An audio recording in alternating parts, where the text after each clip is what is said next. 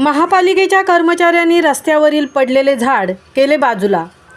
पनवेलमधील वीर सावरकर चौकामध्ये आज दिनांक 4 जुलै रोजी सकाळी 4 चाकी आणि एक मोटारसायकलवर झाड पडल्याचे अग्निशमन विभागास कळाले। त्यानंतर पनवेल महापालिकेचे अग्निशमन दलाच्या जवानांनी आणि आरोग्य कर्मचारी यांनी वूडकटर मशीनच्या सहाय्याने वाहनांवरील आणि रस्त्यावरील पडलेले झाड कापून बाजूला केले व रस्ता वाहतुकीस खुला करून दिला।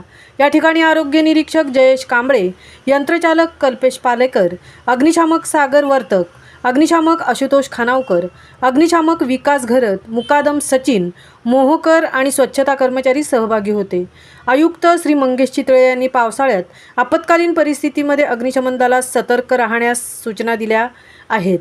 त्याचप्रमाणे महापालिका कार्यक्षेत्रात कोठेही आपत्कालीन परिस्थिती निर्माण झाल्यास तात्काळ अग्निशमनचे पथक त्या ठिकाणी पोहोचून मदत कार्य करते आहे।